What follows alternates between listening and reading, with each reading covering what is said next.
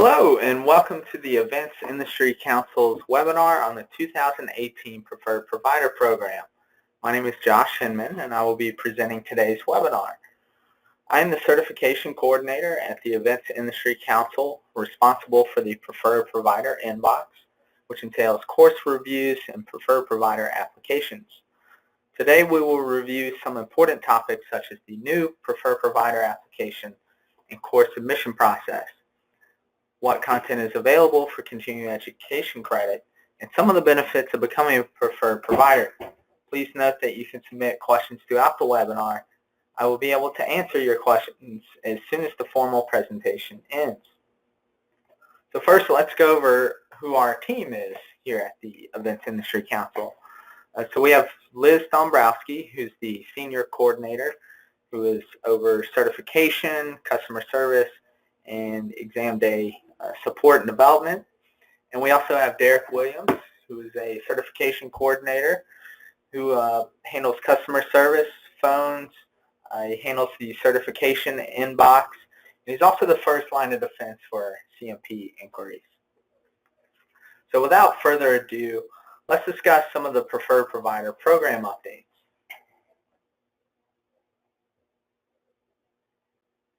Certified meeting planners are uniquely qualified to plan extraordinary events aligned with our organizational strategy. Every CMP knows why they should maintain their certification, whether it be personal achievement, competitive advantage in the marketplace. Some find it validates their knowledge and expertise, and it also adds credibility to employers, customers, and peers. But completing your continuing education is one of the biggest barriers to certification. That's why we're excited that we've revamped the 2018 Preferred Provider Program. As many of you know, CMPs need 25 hours of continuing education every 5 years to maintain their CMP certification. So why would someone choose a Preferred Provider program? Well, it lets CMPs know their credits count. That is, these courses have our official stamp of approval and are searchable on our website. You can also market these courses as approved, and we even provide logos to market your courses. Additionally, the CE is directly uploaded into their online Events Industry Council account. This means there's no self-reporting or having to track your courses. Preferred Provider programs are a mark of quality programming. Approved courses fall under one of the 9 domains and are reviewed by EIC staff. So once again, we are happy to announce the 2018 Preferred Provider Program. This went live earlier this month. Additionally, our website has been updated with all of the 2018 Preferred Provider policies and applications. We want to be a good strategic partner and offer a program that meets the needs of both our CMPs and the preferred providers. With that in mind, I'm going to run through 2 big buckets for the CMP program: the process for becoming a preferred provider and submitting programs, and the policies regarding what programs are eligible for continuing education. First off, as you know, CIC became Events Industry Council last year and underwent a rebrand. This year, we're releasing the rebranded Preferred Provider logos. We provide 2 logos for your use: a larger full logo that you can see on the left, and a smaller pre-check logo that is best suited for smaller scale graphics. When you use the Preferred Provider logos, there's some taglines that need to be used in conjunction with them. How do you get your hands on the logos and the advertisements for the taglines? Well, renew as a 2018 Preferred Provider. Once you do, we'll send you a link to download them as part of your welcome package. So essentially, the major change that we're implementing is that we're going online. Yes, that's right. No more paper applications. The Preferred Provider application is found online. Once you submit the application, we will process an invoice in your online account. The information collected in the application is not different and is consistent with what we have required in previous years. This is basically just your contact information and the tier that you select. And we'll go over more information or more about the tiers in the next couple of slides. So we will then let you know when the invoice has been added to your account so that you may log in and pay the renewal fee. And you should hear back from us within 3 business days after submitting your application. So it's a pretty quick turnaround time there. Many of you may be asking why the switch to an online application process. Well, going 100% electronic is important to EIC sustainability efforts. It's PCI compliant and it ensures better tracking and smoother processing for our members. Now this slide kind of goes through our 2018 fees and what you'll be paying as a preferred provider. So another rather big change we've made is to eliminate the rush fee. We've significantly decreased our processing time for course reviews and felt this really wasn't necessary going forward. Our goal is to review course submissions and follow up within 3 to 4 weeks. And right now we're reviewing courses within 4 weeks of submission, and we only hope to improve that. That being said, if you have a tight deadline, please let me know. I'll do my best to accommodate you, so please feel free to send me a reminder and email. Again, we're 100% online. When you become a preferred provider, you'll receive a link in your welcome package to this online program submission process. Save that link. There's no way to navigate to the preferred provider application through the website menus. The link is only given to preferred providers who have renewed for 2018. Once again, no more paper applications, no more Excel spreadsheets. When submitting courses for review, please, it is important to emphasize on event level marketing information. Spend your time on a description for the event or the overall event and the URL. So now I'm going to go or talk through the application as if I'm submitting a live conference with multiple sessions. That's the majority of the programs that we receive, so we felt that it would be best to go over those as an example. Now, what's different going forward? So you'll only be assigning one overarching domain for your full program for marketing purposes. The Events Industry Council lists your program with one overarching domain per conference, so please just pick one. We know that individual session domains can differ, and please feel free to list the individual session domains in your association marketing if that's of value to your attendees. Events Industry Council does not need to approve each and every domain for your breakout sessions. Also, you'll be submitting a description for the events overall. For sessions you'll be submitting micro descriptions. Basically just give our staff enough information to get a general sense for the course content, but know that EIC will not be promoting individual session descriptions on our website. Additionally, what's the same? We will need you to submit each session for conferences with concurrent multiple sessions. We will be providing you session by session feedback based on the individual sessions, so we can deny or approve those sessions that you submit to us. Remember, turnaround time will be 3 to 4 weeks, so submit as early as possible to meet your marketing deadlines. You'll receive the results of your review via email. Now we're going to go over the roster upload process. This process is not changing for 2018. Only the main contact for your chapter can upload rosters through the preferred provider account on EIC's website. So as a preferred provider, you agree to upload into your Events Industry Council preferred provider account an Excel file of your verified event attendees. Preferred providers must submit rosters for preferred provider programs within 14 days of completion. This should be a record of your entire confirmed conference or meeting attendance. It is not necessary for you to provide attendance records on a session-by-session basis, so just for the event or conference.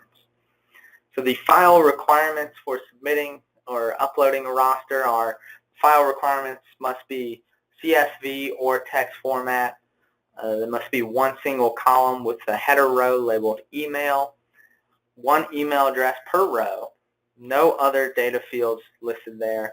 All we need is the email. And please remember, it is the responsibility of the individual CMP, not the Events Industry Council, to ensure that email addresses provided to your organization match the email address listed in their account. Additionally, for those of you who upload rosters, especially if you have dozens of programs, we know that it can be a challenge to sort through that list. So we can remove those programs. I just need to know which ones, essentially. So please send me a list of what to remove, or you can just say remove everything. So that way you don't have to go digging through all of the programs that you've ever had accepted by the Events Industry Council. Additionally, in order to log into your portal account, you'll need to upload attendee rosters after individuals have completed the course. In order to do this, you'll need to log into your portal account at myaccount.eventscouncil.org/login. There's one administrator per organization. On the home page, lower right-hand side, click the Upload Roster icon. To submit event attendee information and create CMP provider CE records, please follow these steps. You'll need to select the name of the approved program from the class drop-down list. Click Choose File, select the appropriate attendee file, and click OK. Then click Attach. If you attach the wrong file, you may click Remove to remove the file and replace it with another, and then you'll just click Continue. The upload will be validated and you will be given a roster import summary. You can then export the results. This will give you only the failed email addresses and general reason. I do encourage you to go on the website and read through the preferred provider policies before you submit your 2018 preferred provider application and fee. I'm only going through the highlights on these slides.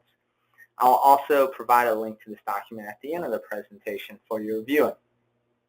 So far, I hope you're pleased with the enhancements to the program. The changes that we made were to uphold the credibility of the CMP credential. The CMP certification is a mark of excellence in events meeting management, and quality continuing education ensures to our employers and our clients that the CMP remains the mark of excellence. We're demonstrating our commitment to ensuring the professional competency of CMPs through our CE standards. Okay, so some general policies to go over. The preferred provider status is per calendar year, so that's January 1st to December 31st. You may add a la carte sessions if you exceed your allotted tier. $50 for a member and $60 for a non-member. Also, local chapters of Events Industry Council members do receive the member rates. Additionally, you will need to resubmit all sessions each year, even if the session content stays the same.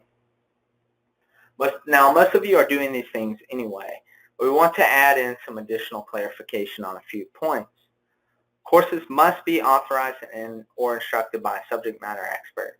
Now, a subject matter expert doesn't have to necessarily be a CMP, but there are some requirements there, like they need an academic degree or other industry credentials, and they must have 5 years of relevant experience. Also want to clarify how we calculate hours.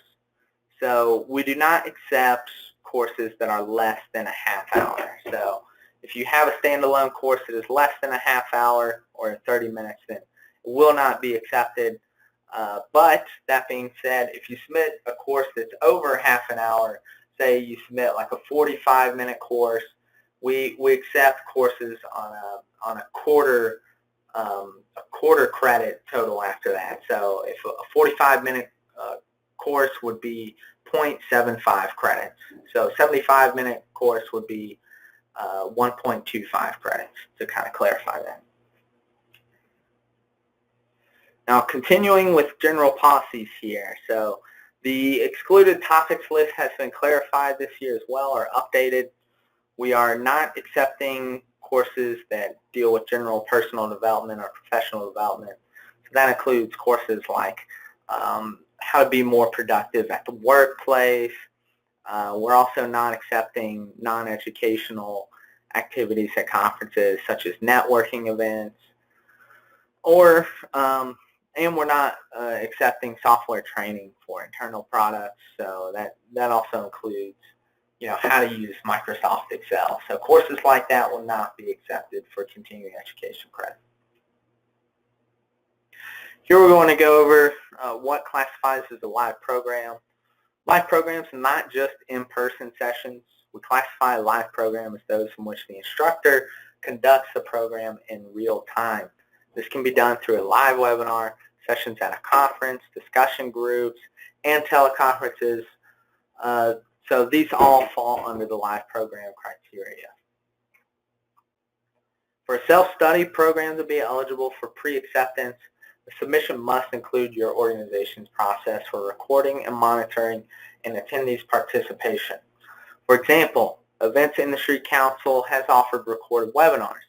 The webinar software is able to track whether or not a person watched the video to completion or partial or not at all. CE is granted when the video is finished, not when the video is purchased. For printed materials, the most common way of doing this is a quiz. After someone reads a report, they complete a very brief knowledge check about the content. And CE is only granted to those who pass the quiz. If you currently offer self-study courses, you're not sure how to implement this for your programs, we can chat about viable options and figure out what makes sense for your course. The goal of this requirement goes back to upholding the integrity of the CMP certification. Along that vein, we're requiring that the content of archived webinars be no more than 2 years old. It's a fast-paced, constantly changing industry, and that doesn't mean to say that older content isn't as applicable to the industry, but rather that a review and refresher of older content to incorporate current trends is a good habit to get into. So that just about concludes our webinar for today.